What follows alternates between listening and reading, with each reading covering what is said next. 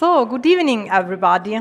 Dear colleagues, dear students and guests, it's my great pleasure to welcome you to the inaugural lecture of the US Visiting Scholar 2026, Professor Gilbert Rodman, entitled No Reason, Intellectual Work in Times of Monsters. My name is Giulia Pelillo, and I'm the head of the research area Cultural Studies here at the Vienna School of International Studies. And tonight I have the pleasure to introduce the lecture and moderate the discussion. Before introducing our speaker and inviting him to take the floor, I would like to say a few words of gratitude to Fulbright Austria. Without their long-standing commitment to strengthening cultural relations between the United States and Austria, we would have far fewer colleagues and friends on both sides of the Atlantic with whom we can think together about the critical times we are living in. These networks are always important, but they become indispensable when political relations and multilateralism themselves enter into crisis. Last year, we celebrated 25 years of collaboration between the Diplomatische Akademie Wien and Fulbright Austria. This is an important milestone, and the legacy of this partnership matters deeply today, at a time when transatlantic relations have become more unstable, and when the very political, cultural, and ethical foundations of these relations are being challenged from within. We are living through a moment in which intellectuals and those committed to multilateral, peaceful, and democratic orders are marginalized by populist and authoritarian actors and sometimes replaced in the public sphere by extremist ideologues and or powerful tech elites. To point to just one recent example, only last week, the US blogger Curtis Yarvin spoke at a public event here in Vienna, attacking, among others, so-called campus intellectuals, a supposedly corrupted Brussels, the dominance of mainstream media, and environmental movements. Moments like this remind us that the public role of intellectual work is increasingly contested, and that the spaces in which knowledge, critique, and democratic dialogue can unfold cannot be taken for granted. Against this background, it is crucial that we do not give up. Instead, we must strengthen alliances grounded in the shared practice of thinking together across national and disciplinary divides, a practice that Fulbright Austria has long been committed to supporting and continues to nurture today. So let me once again express our sincere thanks to the entire Fulbright Austria team and extend a very warm welcome to Lauren Moser, who represents the team with us this evening. It is precisely through initiatives like this that spaces for thoughtful dialogue can continue to exist and flourish. And this is why tonight's lecture matters. Gilbert Rodman's inaugural talk, No Reason, Intellectual Work in Times of Monsters, promises to illuminate these concerns and offer reflections that will guide us into a discussion following the lecture. We are very pleased that 6 students of the Diplomatic Academy have already registered to intervene, so we will give precedence to their contributions and then open the discussion to the wider audience. Let me now briefly introduce our speaker. Gilbert Rodman is Associate Professor of Communication Studies at the University of Minnesota. From 1995 to 2006, he was a faculty member in the Department of Communication at the University of South Florida. He has also taught as a guest professor at the University of Turku and at the University of Heidelberg. He's a former chair of the Association for Cultural Studies and the founder and longtime manager of the oldest and largest listserv devoted to cultural studies. Gil's research lies at the intersection of cultural studies and critical media studies, with a particular focus on the cultural politics of race and racism, digital technologies, intellectual property, and popular culture.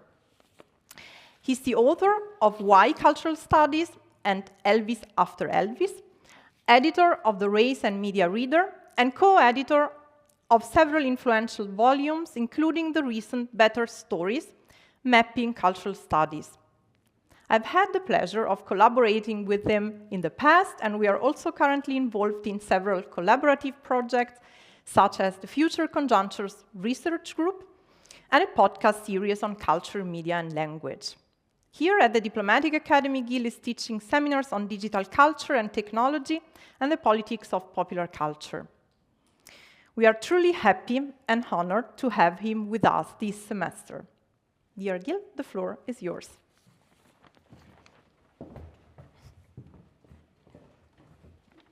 All right, is this on? This is on, right? Okay.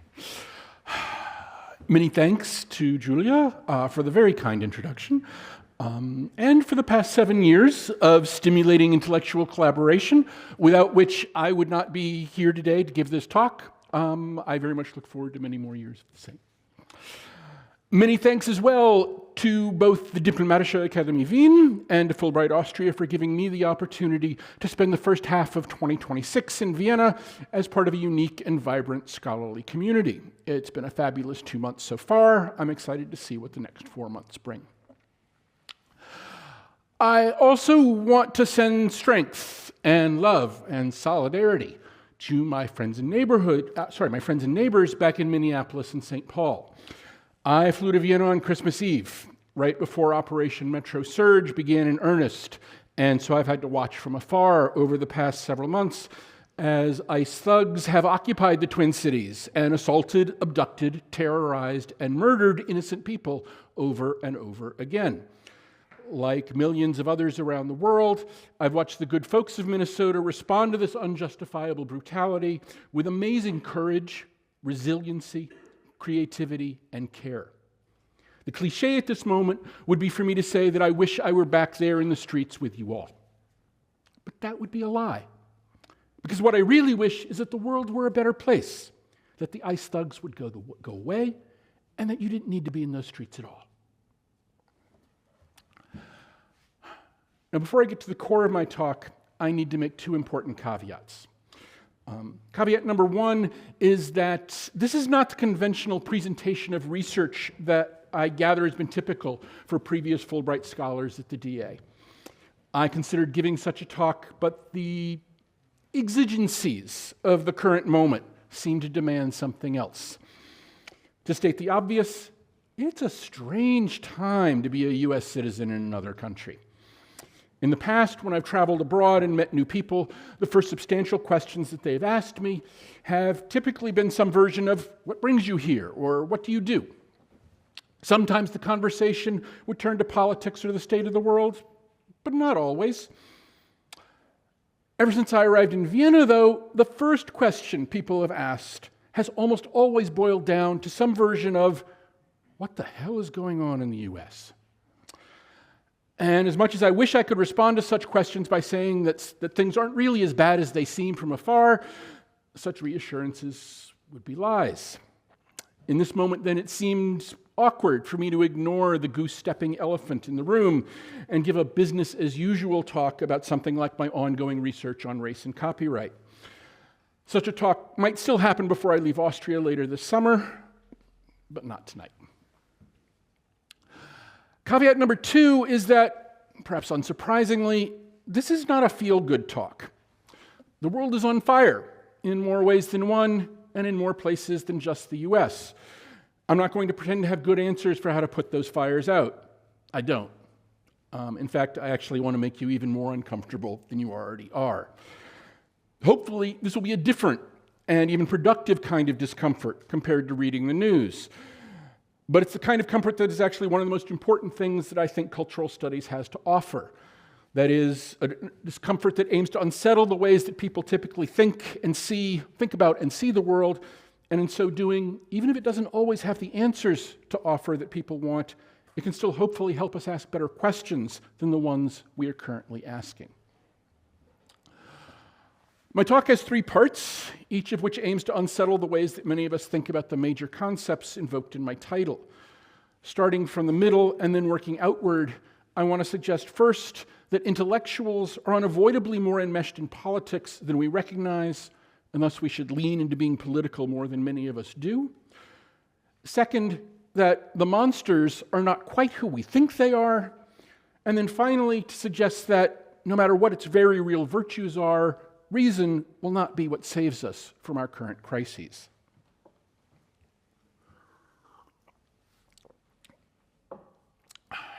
So, intellectual work. Last week, Fulbright Austria held its U.S. Scholar orientation for the summer portion of its 2025-26 cohort. It was an entertaining and enjoyable event, and I'm happy to see a few people in the room here tonight who I met last week. We were told more than once that a vital part of our role was to be cultural ambassadors, that wherever we went in Austria, we will be representing the U.S. to Austrians, and that when we return home, we will share our experiences here in Austria with our friends and colleagues in the U.S.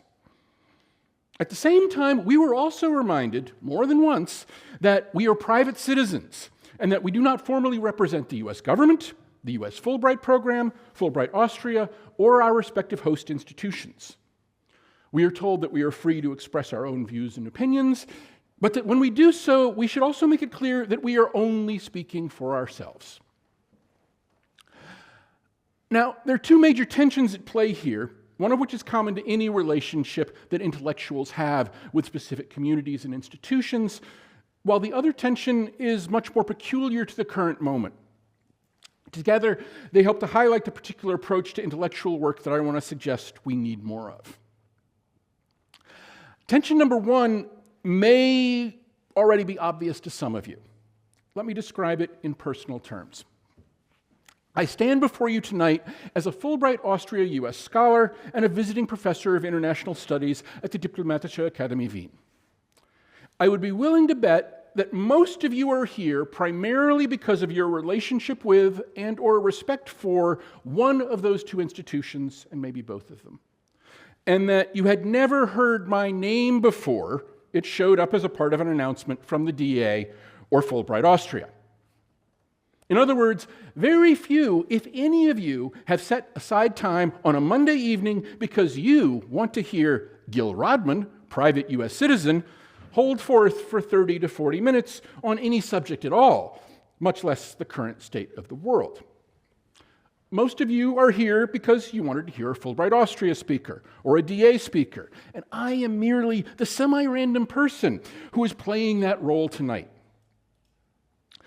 To be sure, whatever I say here really does represent my personal views. Neither the DA nor Fulbright Austria has vetted my talk in advance, nor do they necessarily share my views. And yet, at the same time, I definitely feel a burden on my shoulders not to say anything that would make either institution regret having invited me to Vienna for 6 months. My freedom to express myself is thus constrained, loosely and informally, but palpably, by my desire not to alienate my hosts and sponsors. Meanwhile, no matter how many disclaimers I make, no matter how sincerely I might make them, for many of you in the audience, whatever I say tonight will necessarily reflect on at least one, if not both, of the institutions who have brought me to Vienna. You will remember me, for better or worse, not as Gil Rodman, private U.S. citizen, but as that Fulbright Austria speaker I saw at the DA in March. Tension number two will be less obvious to most of you and is much more unpleasant. More than one session during last week's orientation found an official from the U.S. Embassy reminding us that we were free to voice our own opinions as long as we also made it clear that we did not and do not speak for the U.S. government. Now, you might think this sounds exactly like what I talked about as tension number one. And at any other moment in the history of either the U.S. Fulbright program or Fulbright Austria, you'd be right. This year, however, because the Trump administration has decided that certain topics, including but not limited to race, gender, immigration, and climate change, are too woke to be supported by U.S. taxpayer dollars, Nearly 200 scholars whose applications had received final approval from Fulbright's U.S. Academic Board were rejected after an additional review from the U.S. State Department. In the 80-year history of the Fulbright program, that extra layer of politically motivated scrutiny had never happened before. And it was egregious enough and invasive enough that all 12 members of Fulbright's U.S. Academic Board resigned in protest. Last week, roughly half of us at that orientation, myself included, were part of that group of 200 scholars, rejected by the State Department for being too woke. We are only in Europe now because Fulbright Austria had already seen our files. They were able and willing to support our grants independently of the U.S. Fulbright program and invited us anyway. And so for many of us, there was an incredible irony involved in being reminded by U.S. embassy officials that we did not speak on behalf of a government that had already made it extraordinarily clear that it did not want us to represent it at all, even in the most informal and tenuous of ways. These tensions exist at different ends of a continuum that all intellectual work takes place on. At one end, intellectuals are expected to conform precisely to the values and beliefs of whatever community, institution, organization, or government they belong to, and deviance from that party line is not permitted. At the other end, intellectuals are actually expected to express non-conforming opinions, and to do so with enough frequency that disclaimers are required to prevent confusion. Except that even here, neither the intellectual nor the institution involved can ever fully separate themselves from the other. There are real and important differences between these extremes, but the distinction is not between intellectuals who are in ideological lockstep with their sponsors and intellectuals who are completely free of institutional constraints. Rather, the distinction is merely whether those constraints are enforced by hard power or soft power. Now, at this point, I'm treading on ground that Edward Said covered in Representations of the Intellectual, and he did so in much more detail and with much more skill than I can do justice to here tonight. He wrote about the always fraught relationship between the intellectual on the one hand and the various institutions, communities, societies, and nations they are associated with on the other. A vital piece of Said's argument, and mine as well, is that there is no pure space of absolute independence in which intellectual work takes place. We always speak from positions in the world that are not entirely within our control. We always speak to audiences who necessarily, albeit often implicitly, shape our words if we are going to be effective in reaching them.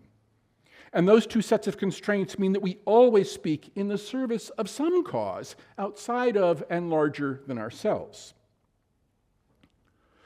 For Said, and again, I agree with him, those three facts place a heavy political burden on the intellectual.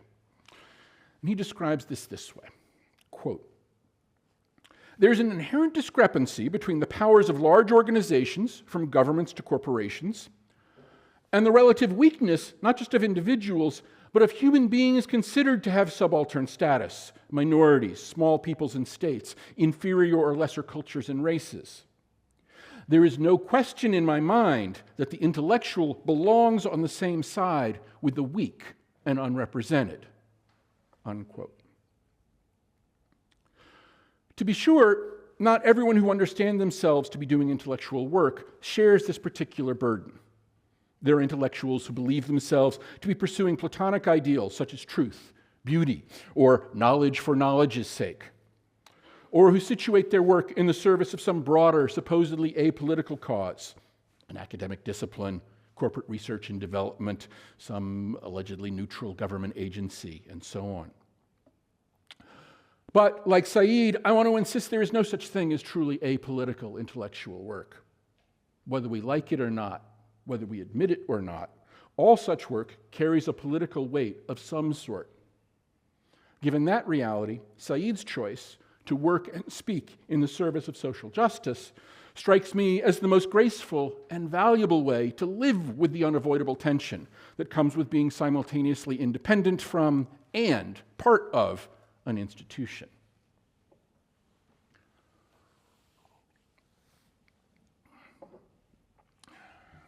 And this brings me to monsters. Some of you may recognize the time of monsters part of my title as a reference to an oft-quoted passage from the Italian Marxist Antonio Gramsci and his prison notebooks. The old world is dying and the new world struggles to be born. Now is the time of monsters. Some of you may also know that this isn't what Gramsci actually wrote, and you're right. But bracket that thought. If you want to, we can come back to it during the Q&A. Over the past year or so, I've heard a lot of folks in the US who object to the current administration state quite bluntly, this is not who we are. This refrain is more than just an expression of ordinary differences of political opinion between conservatives and liberals.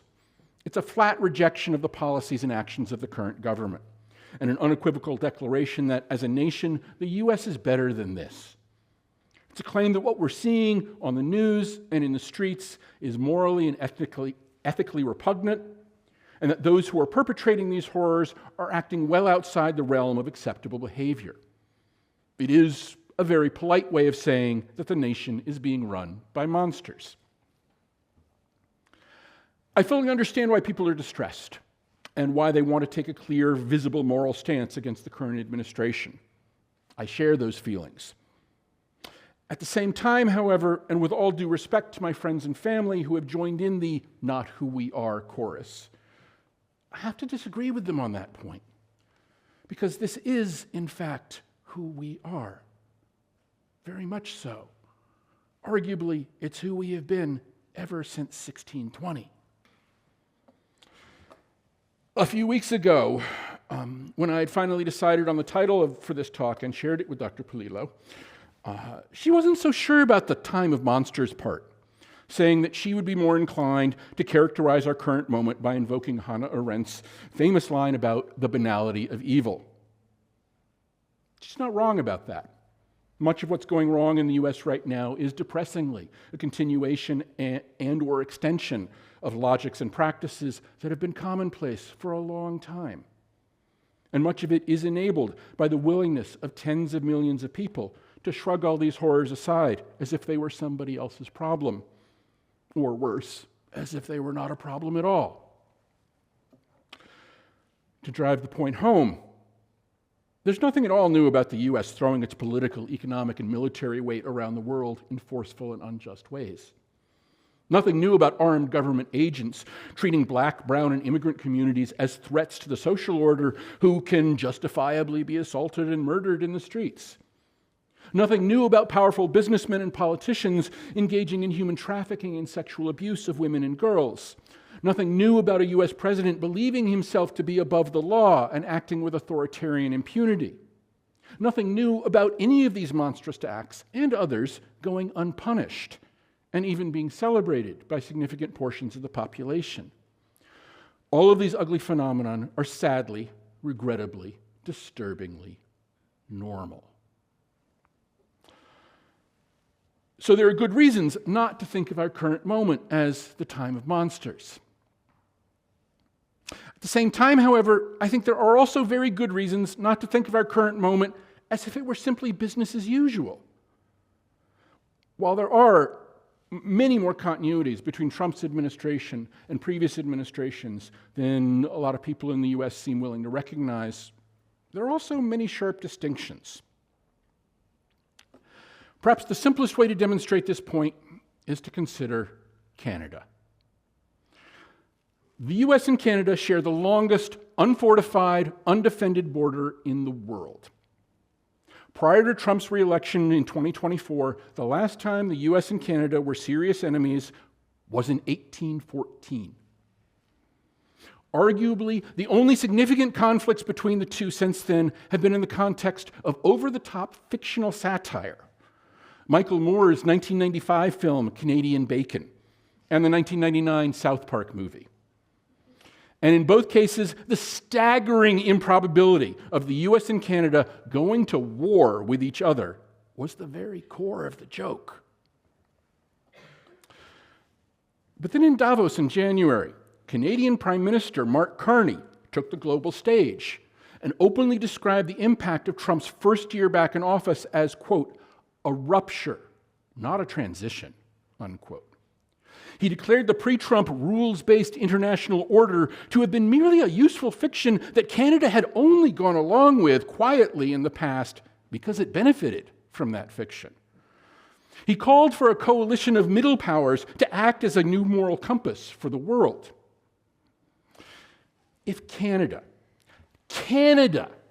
polite, apologetic, has never ever in its history initiated a war, Canada is trash-talking the US, then the old world really is dying, if it's not dead already. And the new world really is still waiting to be born. And we are definitely no longer in the land of business as usual. So, which is it? The time of monsters or the banality of evil? Let me suggest that the answer is both at the same time, and that any viable path forward that does not lead us deeper into fascism will need to reckon honestly with the fact that monsters and banality can and do work hand in hand with one another.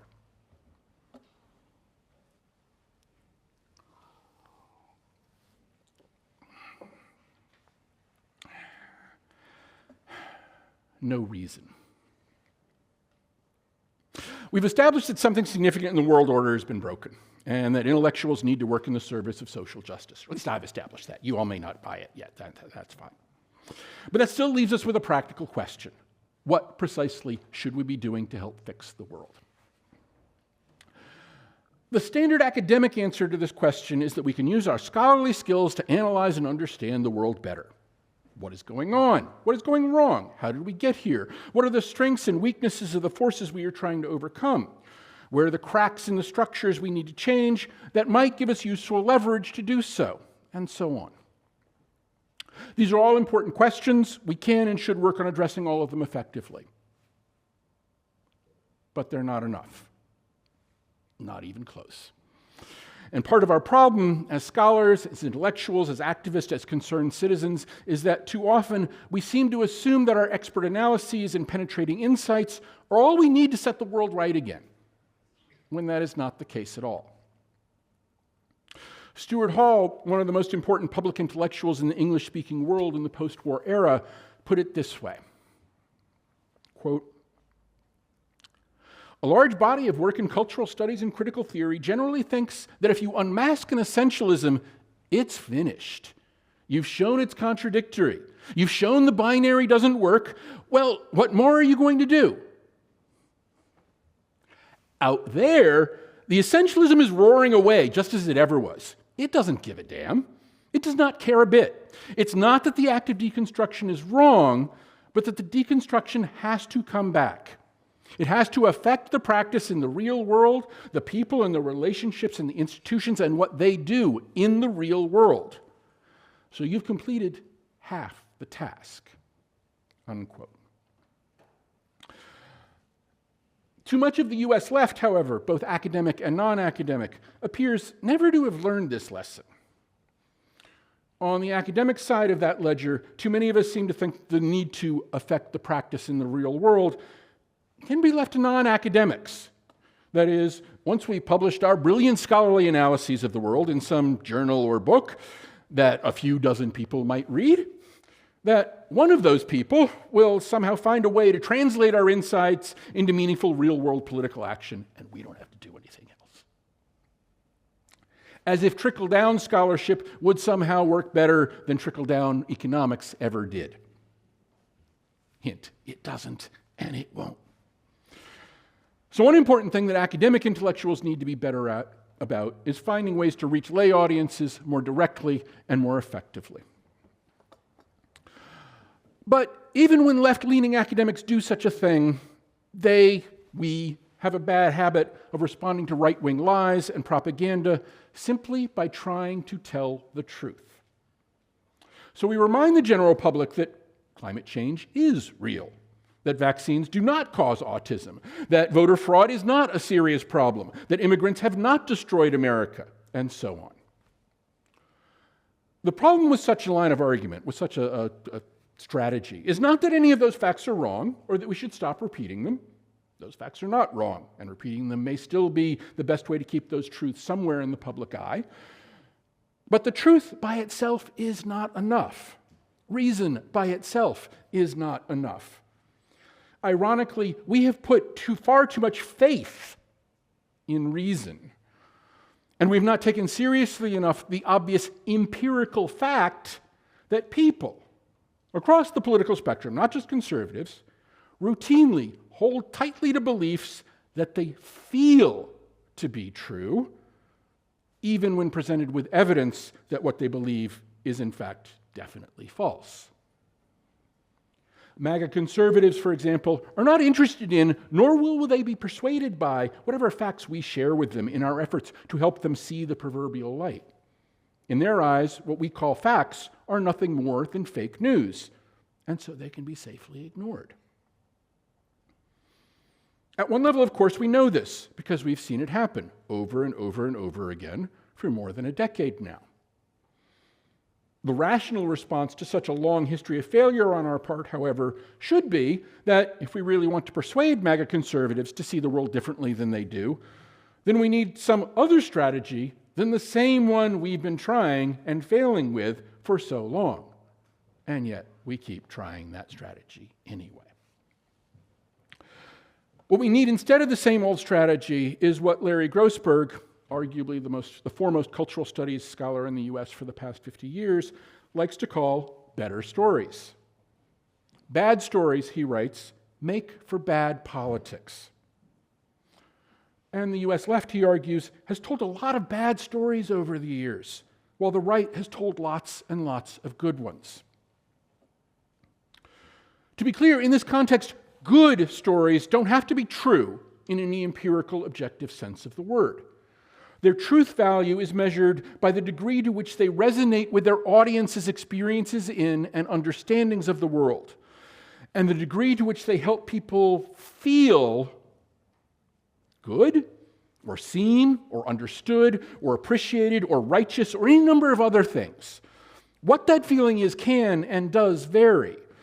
What matters is that the appeal is largely an affective one, an emotional one, rather than a rational one. One very broad example. Dating back to at least the 1960s, one of the most common and successful kinds of emotional appeals that the political right has made in the US over and over again has been about racialized fear. In particular, the right has told a broad range of stories to white voters that have blamed people of color for a variety of social and economic problems, blamed liberals for enabling people of color to cause all those problems, and portrayed conservatives as the only politicians who can and will set things right. It has not mattered that such stories are invariably demonstrably false. Their success has depended on whether they feel true to their target audiences rather than whether they are empirically true. In a country like the US, which has a long and ugly history of institutionalized racism and widespread white supremacist values, it should be easy to see how stories that traffic in racialized fear would be relatively easy to sell to white voters over and over and over again in multiple variations. As effective as the strategy has been for the political right, however, it is not an approach that the left has been able to imitate nearly as well. Part of that, hopefully, is because the left should not be leaning into racism, though it sometimes has. But at best, the left has occasionally tried to tell stories that portrayed billionaires and conservative politicians as the people that voters should really be afraid of. It is also trafficked in fear. And while such stories might seem to have the advantage of being more factually accurate than the right-wing stories, Donald Trump really will do more to hurt the average US citizen than any random immigrant ever could. These are still basically stories that try to fight the right's powerful emotional appeal with facts and reason. What the left hasn't done nearly enough of, though, is to tell affectively charged stories centered around hope. This is a lot tougher than it sounds to do well. Because doing such a thing well requires us to have a clear, plausible, substantive vision of whatever better future we want to build. Not just some vague, let's put this shit behind us, negation of the present. Not just some fairy tale cliches about peace and harmony and community. It needs to be the kind of story that makes people believe, deep down, not only that another world is possible, but that another world is worth the effort and the pain that it will take to build it.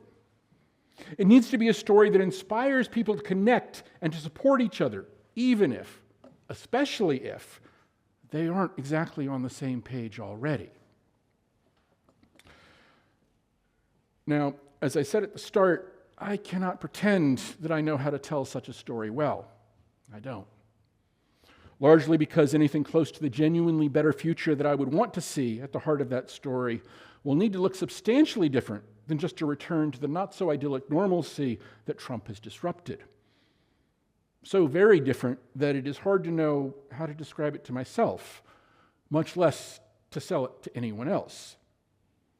The new world really is struggling to be born, but maybe, hopefully, we can be creative enough, bold enough, brave enough to help make that happen and to make the new world a hell of a lot better than this one is. Thanks.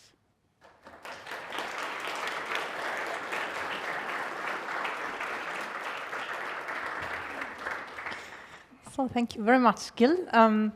Your lecture gave us already so many interesting things to debate, from monsters to hope to better stories. So let's start with a discussion. So we will start with the questions from students and then open up the floor.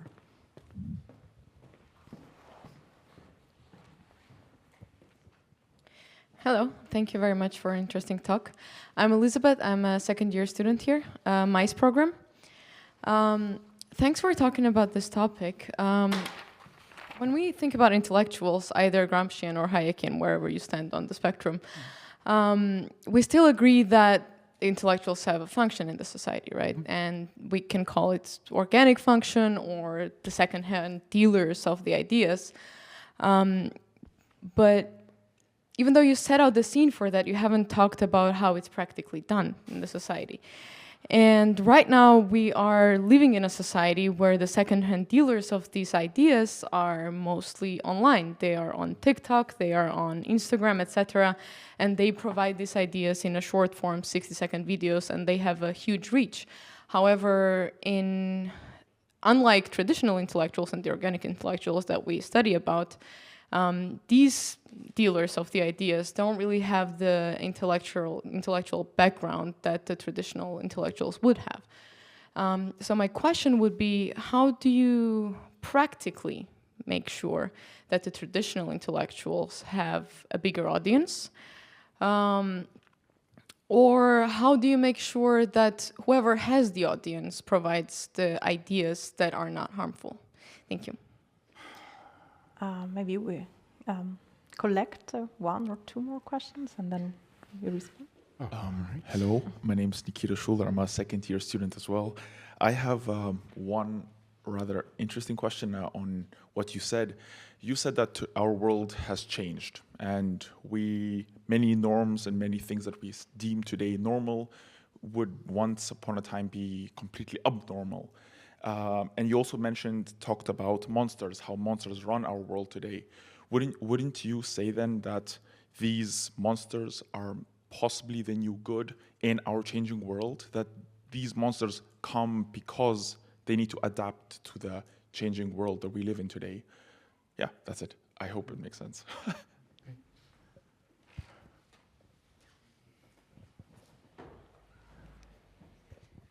Hi, thank you so much for your talk. My name is Rita Hezerban, second-year student at the MICE program.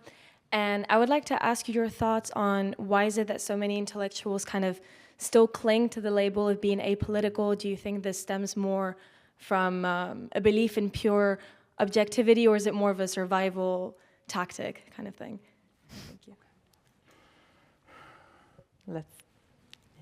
Okay. That's a lot. First question.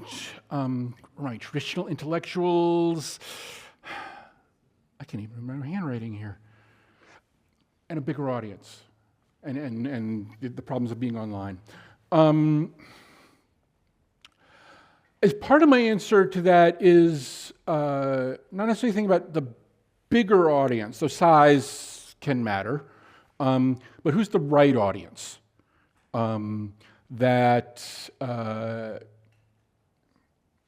I almost squeezed into my talk, but didn't figure out a way to do so neatly in terms of thinking about better stories, is that part of how you think about better stories is not just about the story, but about who is it you need to reach. You tell if you think about a US context for a moment, if your goal is to sort of sway voters, that is a particular kind of audience, and it requires a particular kind of story, and it's a particular size audience. But if your goal, if you think that what we need to do for change is to shift policymakers, that's a very different audience. And so part of the question about that notion of how you do political work this goes to some of the need for understanding sort of the shape of the world and the state of the world and where the cracks are, where's a moment of leverage that you think would be effective, is then tailoring what you do to that space in that moment. There's no one-size-fits-all answer there. I think that part of what I was hearing in your question about secondhand sort of intellectual work, et cetera, that will be there.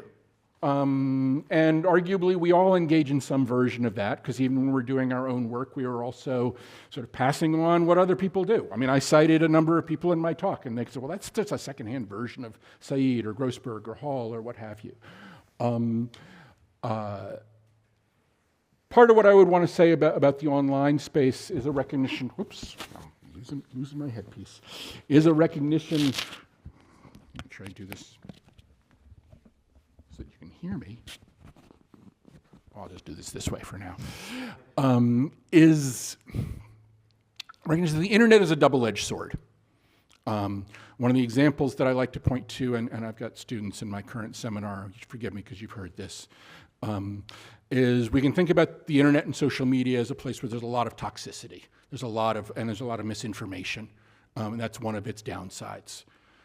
We can also think about it as a space which offers the opportunity for communities that otherwise do not have a platform to speak and to be heard and to bear witness. We know a lot of what's going on, well, I know a lot of what's going on right now in Minneapolis, precisely because there are ordinary citizens in the street with cell phones. The original police report from 2020 on George Floyd was that he died of cardiac arrest in his initial encounter with the police. Literally true, but it leaves out an awful lot of information. And forgive me, I cannot remember her name right now, but if the amazing woman who videoed his killing had not done that and put it online, that's the story that would have stuck. And it would simply have been another moment of racialized police killing in the US that nothing happened about. So, and that's itself arguably, in its own way, a kind of intellectual work, a kind of witnessing. And so I would take the internet aspect of that and say it works both ways. So I hope that sort of helps with that. As for the question about monsters being good,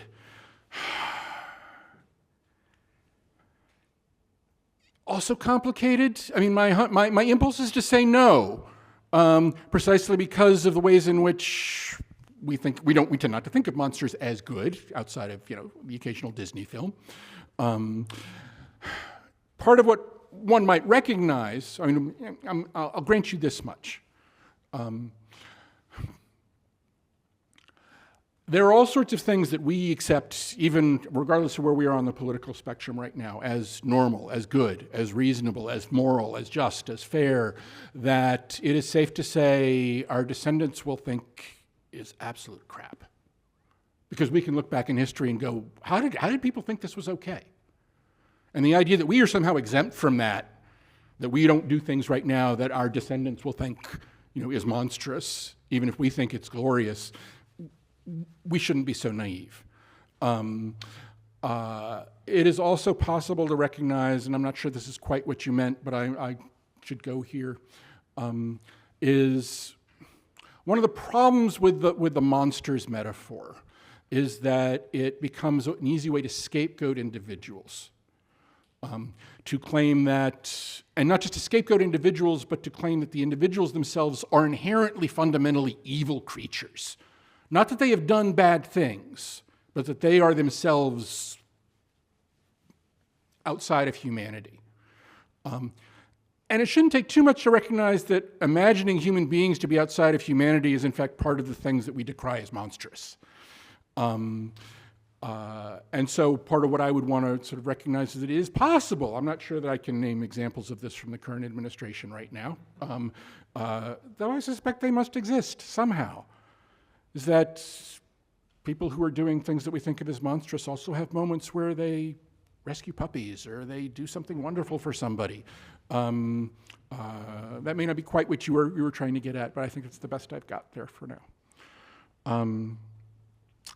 And then to Rita's question about why intellectuals cling to the apolitical label so much. I mean, there are multiple answers here. One I will simply, though, take from Said. And one of the things he talks about in Representations of the Intellectual as one of the problems of what it means to try to do intellectual work. And he thinks that some of the worst things intellectuals can do is to lean too heavily into professionalism. Which is not to say they shouldn't be professionals or they shouldn't sort of take a certain sort of care with what they do, but they think of what they do as a career, as a job, as something that needs to be advanced by ticking the boxes that your institution says you need to tick. That's a kind of professionalism. And in the context of universities, it's often a type of professionalism that says, you're not really political here. You are, you're just adding branches to the tree of knowledge. And that, I think in part, some people adhere to that because that's what they really believe they're doing. And I can't tell them they don't believe that. What I can say is that if that's what you're doing as a profession, you think that's sort of something, and you don't think there's a politics to that, then you're ignoring the fact that there are other people who are adding branches to trees of knowledge that are not being rewarded by universities for doing so, because their knowledge is not seen as elite or valued in that way. One quick example here we might think of as Wikipedia, which has its own weirdness, its own quirks, its own problems. But there's all sorts of knowledge on Wikipedia that would never, ever pass muster in a university setting. That doesn't mean it's not valuable knowledge in some way. There's all sorts of knowledge that has been produced over the centuries that has been sort of branded as sort of working class knowledge or women's knowledge or the knowledge from communities of color and thus not significant, that does not get into universities because it is not, quote unquote, important in the right way. And that part of that important in the right way, scare quotes around all of this, is one way in which the apolitical label gets attached to work that people like us do. So there are a few more questions. I think there are still 3 students, and then we open up. Please. Hi, my name is Yannick Bachmann. I'm a second-year student here. I recently got back from my exchange studies in the US at Stanford University, and I was wondering, I mean, I found it very valuable. I was wondering if you could speak a little bit on the importance of having these exchanges like Fulbright that you are doing, and especially in times of monsters, how you label it, how Gramsci labels it. And if you already have some takeaways from your time being in Vienna, I would be super interested in hearing that. Thank you. Okay.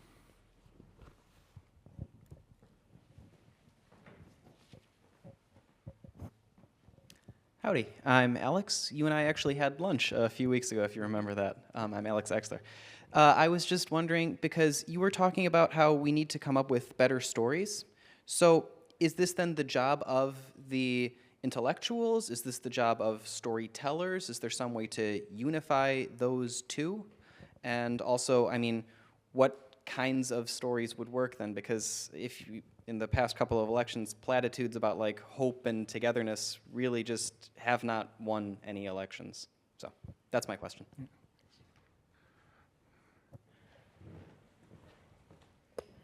Thank you very much. Matthias Krick, I'm first year in the ETIA course. Thank you very much for your talk. I really appreciated the components of the storytelling. And with the storytelling, I have a question. It says, how much of an enemy must be created of monsters to create heroes? And how much do we need to create heroes to have hope? In this modern world we live in, we can talk about monsters as much as we want to, and we can have fist fights or word fights on the stage. But is the monsters the stories we need, or do we need to write a new narrative to create hope? Thanks. All right, the value of exchange. I mean, the simple and easy answer here is that I wouldn't be here if I didn't see value in it. And that's not just because it allowed Giulia and I to continue our collaboration.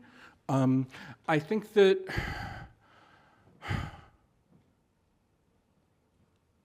as so many things are, it is complicated. I can say this, and with all due respect to our Fulbright Austria representative in the room, hi Lauren, and I do value the Fulbright program, even the U.S. version that it was not their fault that 200 of us got sort of dinged. That was the State Department.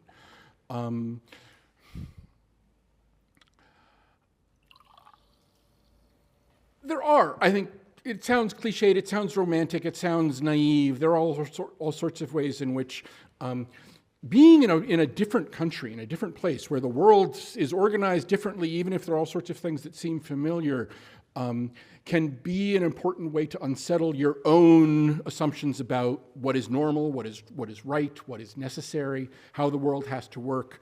That can be both expansive for your own thinking, but also for the ways in which you deal with the world and try to change the world. And that is possible to do within your own culture.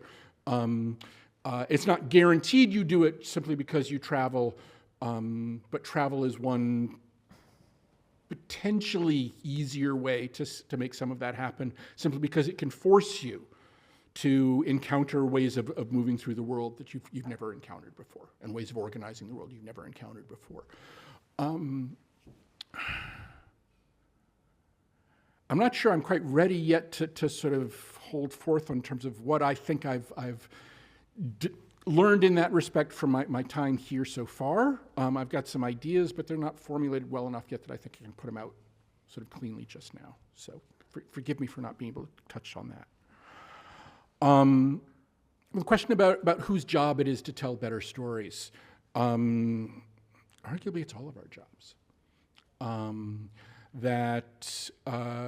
One thing I would take from a particular Gramscian vision of the intellectual is when he says that all people are intellectuals, just only some people understand themselves to have the function of intellectual.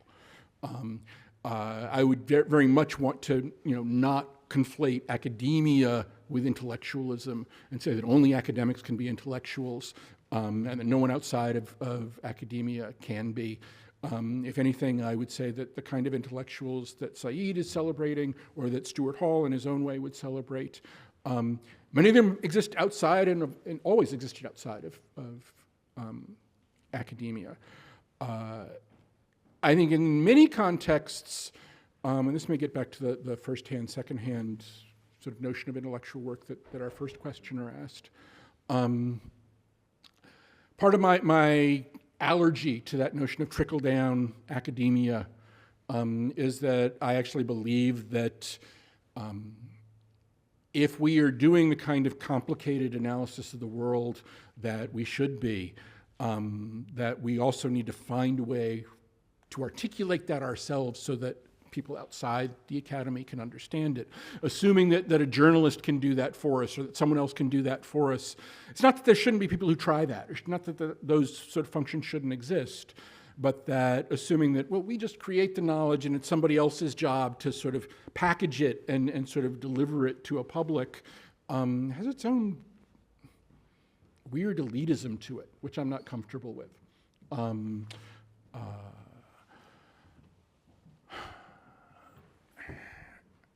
Finally, about the need for monsters, the need for heroes.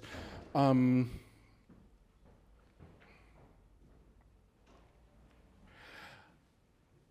think it is possible to tell stories that do not have to fall into those tropes. It is difficult, Not because that's somehow beyond our capabilities as human beings or as storytellers, but because the stories we are so used to telling and hearing and trying to convey to others fit into those models. Let me give you one example that I'm stealing from a piece I co-wrote with a former graduate student on Django Unchained, the Quentin Tarantino film.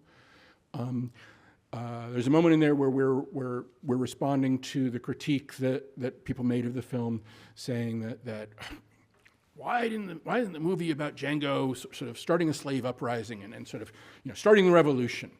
And part of what we say is, well, think about most Hollywood movies that try to engage with quote unquote serious political issues, which tend to reduce those political issues to struggles between particularly sort of noble heroes or heroines and particularly evil people. So 9 to 5 takes sort of feminism and doesn't make it a collective struggle. It says, oh, well, here's a particularly evil male boss whom we struggle with, 3 women struggle with. And there are versions of that for class, there are versions of that for race, that I think that if you want to get major sort of cinematic work that turns the collective into a hero, you almost have to go back to like Potemkin and Eisenstein and like early Soviet film. One of the things we find particularly interesting about Django, it does the hero-villain thing, but at some level it actually makes institutional racism the villain. At the end, it's the house that Django needs to blow up. Sorry, I'm ruining the movie for some people, I know. And the house that stands for a system. And the movie doesn't portray racism as simply, well, it's just this one bad guy who needs to be taken down. And so in that sense, it's possible to tell stories, and it's weird to sort of defend Quentin Tarantino in that way, I know, but it's possible to tell stories that do not simply celebrate the hero or the villain that way, but it's difficult, not because they can't be told, but because if you're trying to reach audiences that you want to move, at some level you also have to meet them where they are, which means working with genres and sort of styles of narrative that they know. You can bend those, you can push those, but sort of like the way I ended, that's easier to say in the abstract than it is to figure out how to do and do it well. So I think now we can open the floor to other questions to the broader audience. So yes, please. Hi, thank you so much for your talk. My name is Isabel. I'm also a MICE 2 student. I was wondering, you mentioned that the narrative of the left of kind of critiquing the elite has not been as effective, but we've kind of seen the right, and also specifically Trump's administration, do the same, I would say, and employing this kind of populist rhetoric as well. But to me, that seems to have been way more effective. So I was wondering if you agree and what kind of factors could explain that. Thank you so much.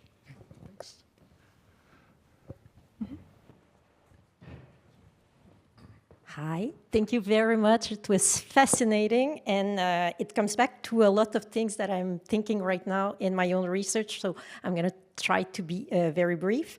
So it feels right now as scholars we are stuck between liberalism and authoritarianism, especially as critical scholar, when we say, yeah, but the liberal order was not so great, then we are pushed into this binary. So I was thinking about the necessity of opening the political imaginary.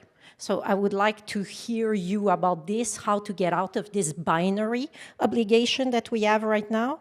And second, about the trickle down of academia, I think we have great examples of, it has its epistemic issues, but we have great example of participative research where trying to do things not in an extractivist way, to take data, to try to trickle down, but just to be part of communities, which bring me to the very important word, participation.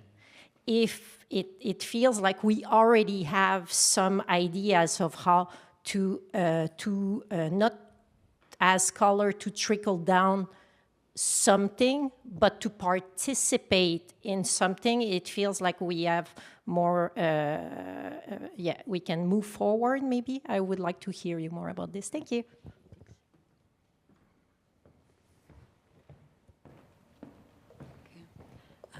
Dr. Rodman, sir, thank you for the speech. It was exciting. And you talked about... Can you speak a bit louder? Yes. Thank you, sir, for... It was exciting.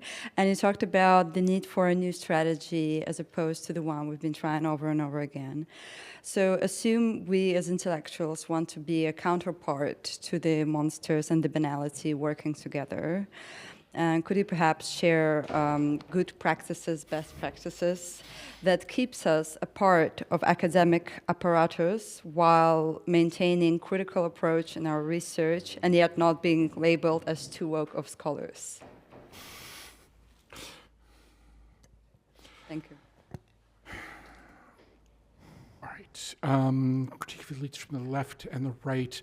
I think you're right that the right has engaged in a kind of critique of, or taking jabs at the elite.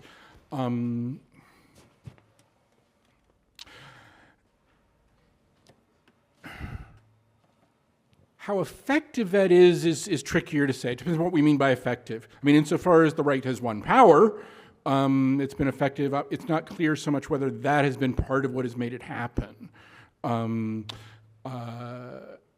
And I think, like a lot of the what I would say at least, the right stories, is that its factual accuracy is almost irrelevant. I mean, it's really weird to hear Donald Trump trying to claim that elites are the problem as someone who has never worked a day in his life. So yeah, I mean, so effectiveness I think is tricky there. And I think that to the extent that the right stories have been more effective, I mean, I would have to do the research. I'm not sure that the attack on elitism has been what has tipped that scale. That may, in fact, be a line of critique that has not worked as well for them, except insofar as they've managed, I guess at some moments, I guess this has worked, to portray at least a particular slice of the urban upper middle class and a particular slice of Hollywood, for instance, the Hollywood elite, the cultural elite, as the problem. That's a different kind of elite than the 1%. So it may also be that part of the distinction in your question is about different visions of who the elite actually are. Vanessa's sort of multiple questions here. For the participation, yes. And I think that part of what I would say with respect to that is, I think this comes through, for me at least, a bit more in Said and in some stuff that I again, thought about squeezing in but didn't. The kind of political work or political/intellectual work that I would value is not vanguardist. It is not about saying, we have the answers and now I will bring them to you. It is as much about listening to, working with communities and populations, being part of those. This may also be a different version of the answer that I was giving to someone else. I've already lost track of whom, forgive me. Where intellectuals are not just us in university or sort of institutional settings. I mean, part of Gramsci's notion of the organic intellectual would be sort of just as likely to be sort of steelworkers as a professor. And that is also kind of intellectual work, where everybody has the potential role of being an intellectual, and that kind of participation can happen across job descriptions, across class lines, across sort of, and ideally should. I mean, if we're thinking about the kinds of solidarity that we want and coalitions that we want, that would necessarily involve dealing with multiple people and with multiple communities of various sorts. How we escape the binary of liberalism versus authoritarianism, I think we need to escape it. What that looks like, I don't have a good answer for. Not because I can't imagine something, I mean, there's a part of me that wants to say, go old school, sort of socialist here in some ways, while recognizing that it has its own issues, particularly historically. I mean, part of our problem is that almost any vision of politics that we have on any model, when it's been tried in the world, has never quite worked out the way it's supposed to ideally. And sometimes the question is, well, is that a problem with the model or is that a problem with its implementation? Does that mean that we could then sort of say, well, socialism could work if we actually did it right, but people will say that about capitalism. I'm not convinced that's true of capitalism. I'm not sure there's such a thing as ethical capitalism. It's a system that depends on the losers. That's what competition is about. You start a widget factory, I start a widget factory, and we try to drive each other out of business. Socialism might be, again, a different version of that kind of participation, but whether that can actually work in the world cleanly, I don't know. So I don't have a good answer there, I'll admit.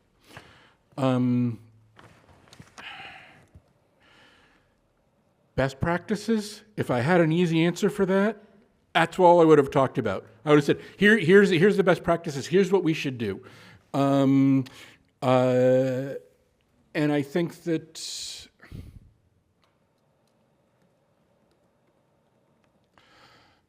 my impulse is to say that there is no such thing as universal best practices, because what needs to happen are interventions that get made in very contextual ways, in very context-specific ways.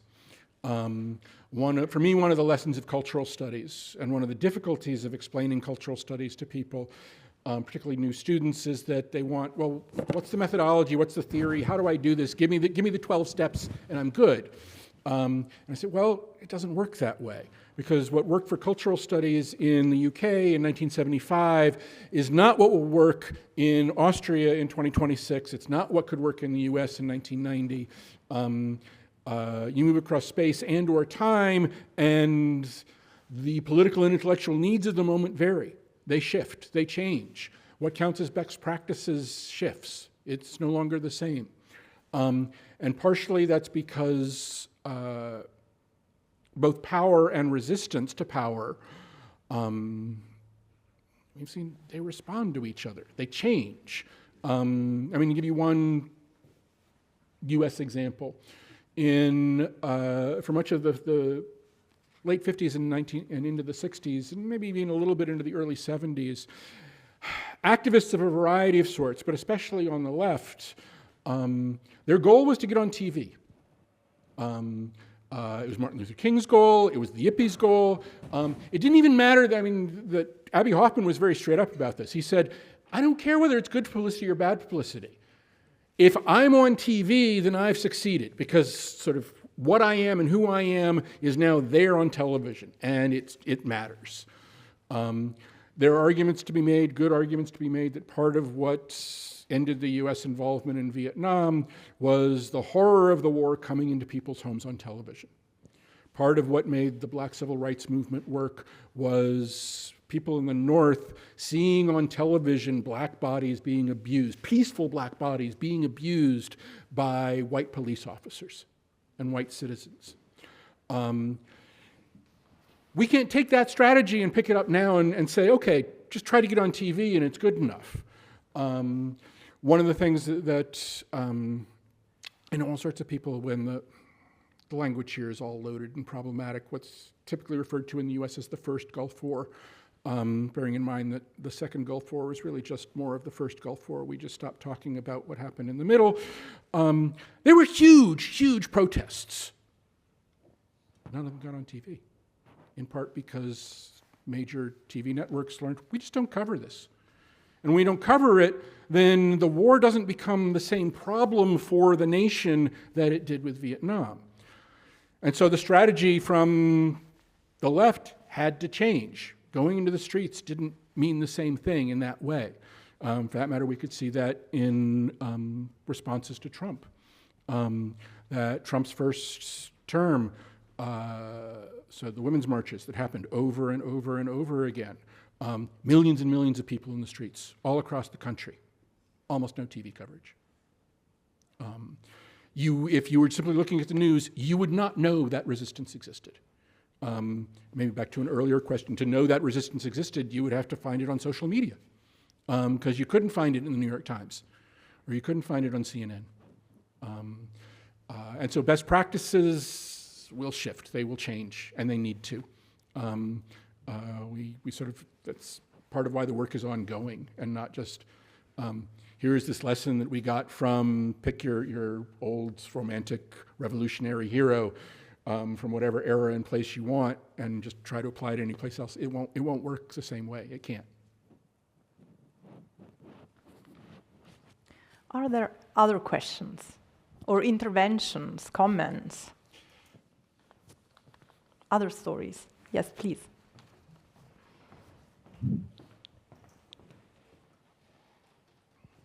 Hello, thanks for the talk. My name is Evan Butler. I'm a MICE 2 student from America. You mentioned this sort of in your comments on Django Unchained.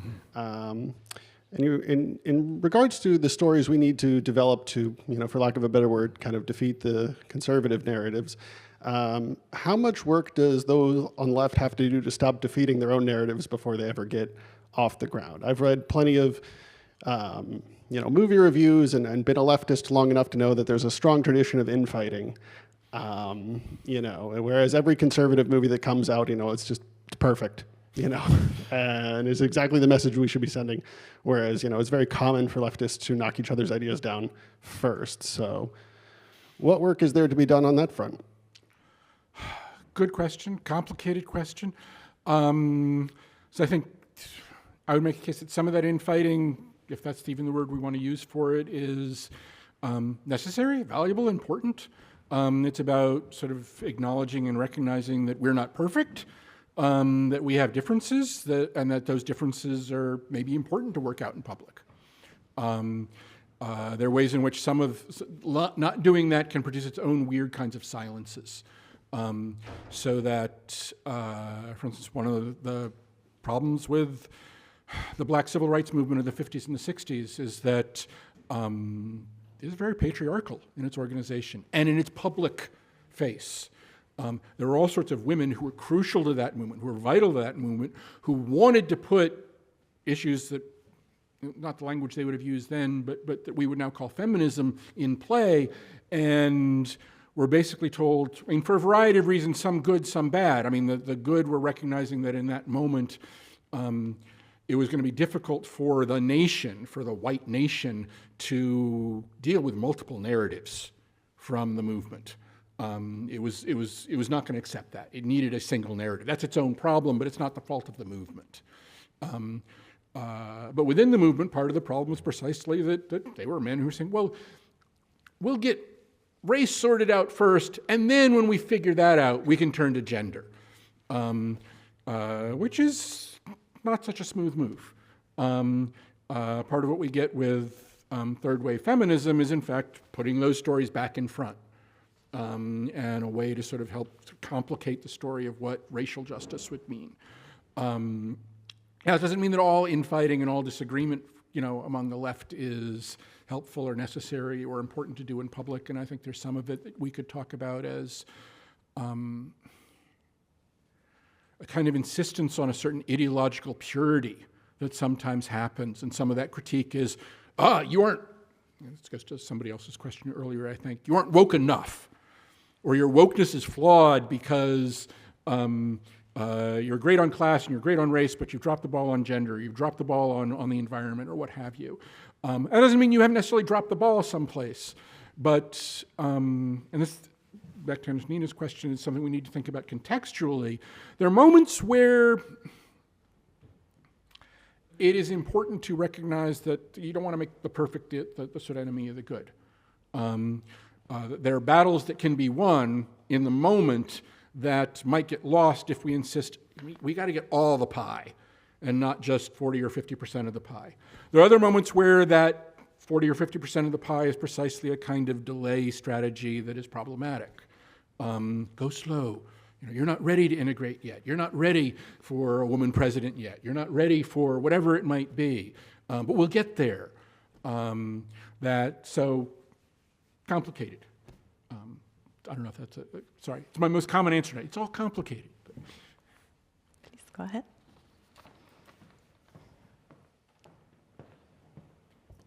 Thank you. If I may pose an addition to the question and the challenge to the narrative. How much are we shooting ourselves in the foot by setting a bipolar setting? We are constantly talking about left and right.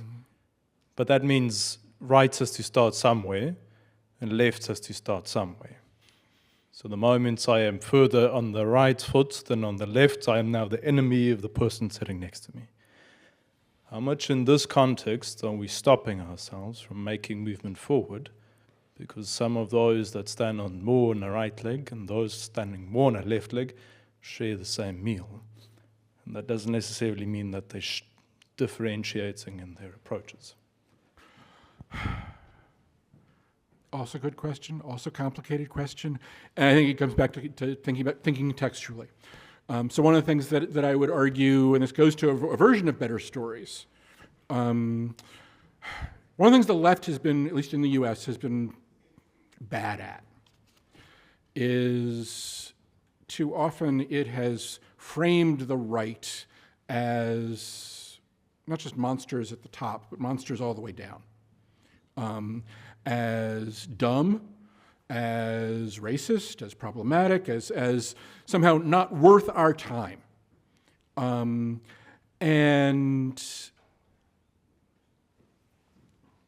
there are all sorts of aspects of that will not help us get much further. Not because I think we can all join hands and sing Kumbaya and have graham crackers and milk and be fine. Or there are no serious disagreements, or that some of the disagreements are more than just disagreements. They are, in fact, violence. That there's a difference between saying, well, I think that your version of a tax system and my version of a tax system, aren't the same. That may be minor and can be worked out in the big scheme of things. If I think, well, people like you should be killed, and you think people like me, should simply be voted out, those are two different sort of levels of discussion. That's hard to sort of come to, and I don't want you to be killed, thank you.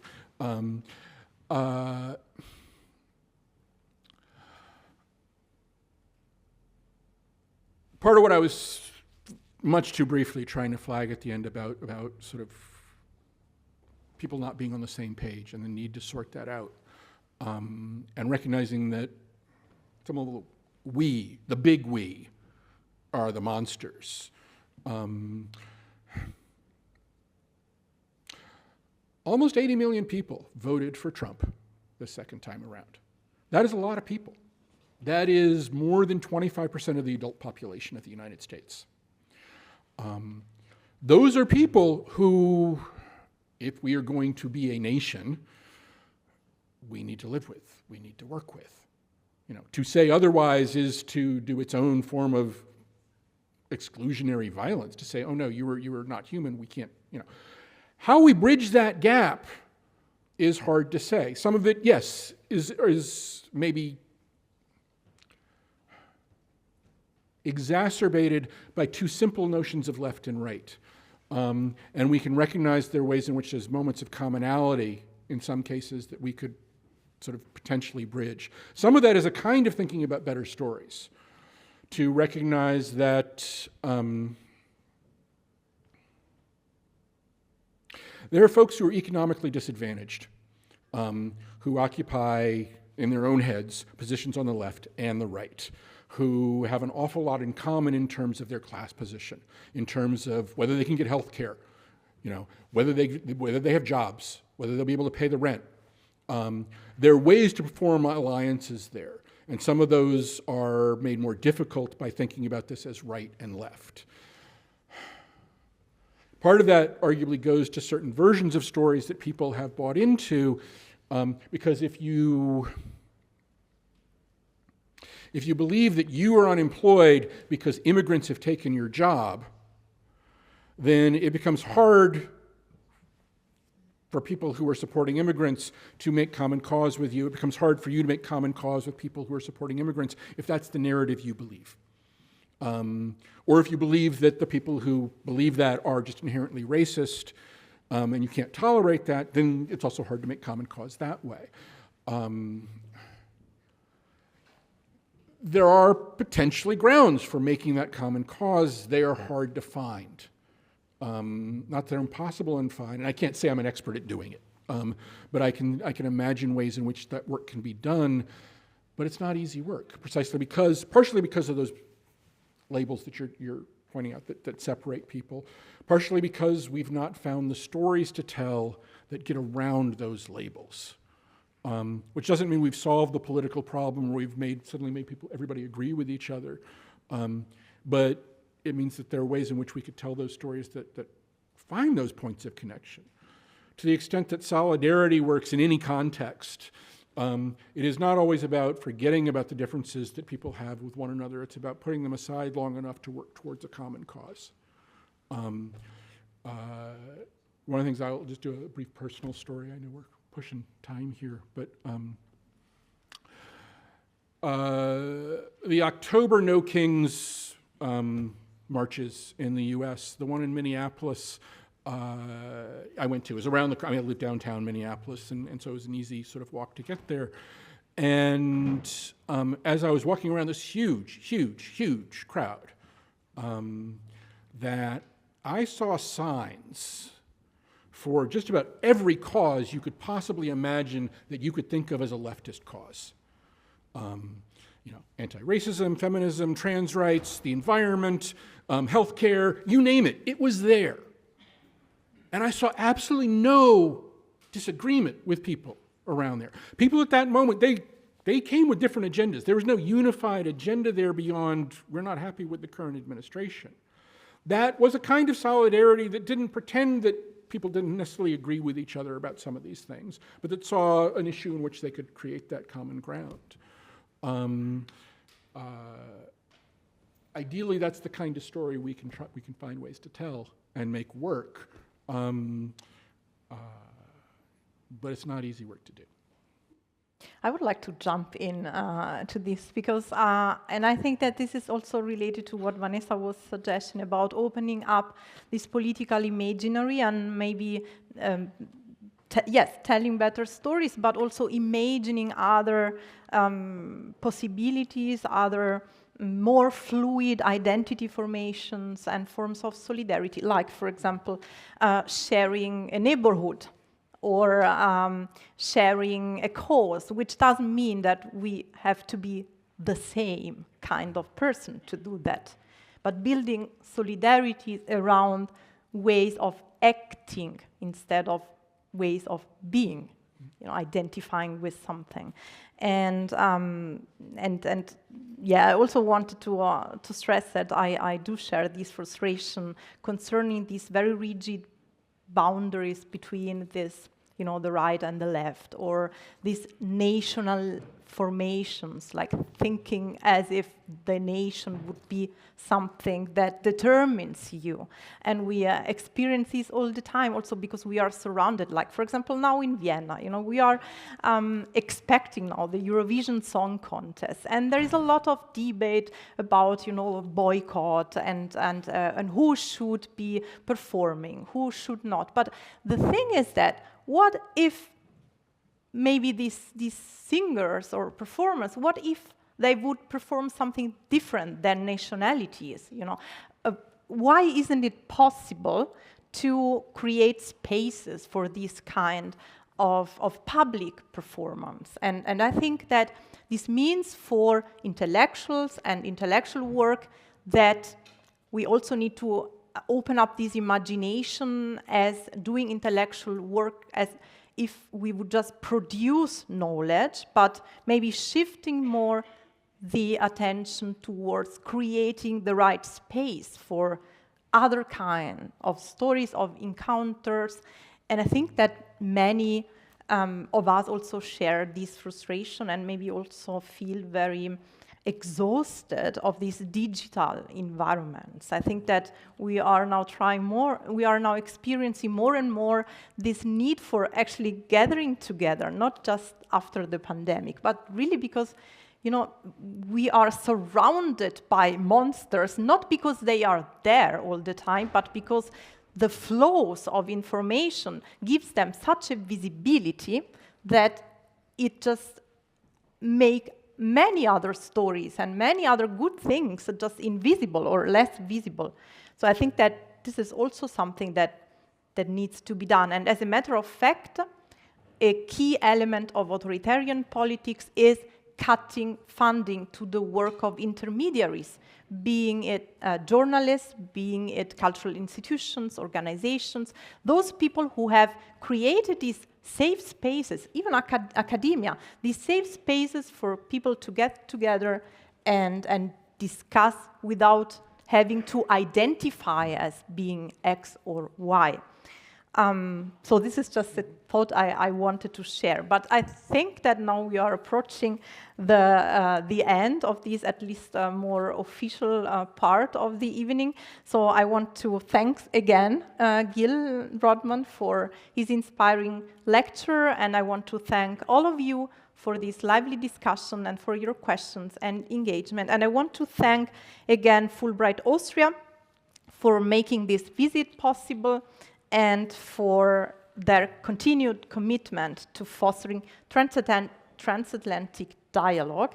And before we close, I'm also very happy to invite you, those who are here, not those online, to stay a bit longer, since Fulbright Austria has kindly offered refreshments just outside. So please join us for a less formal part of the evening.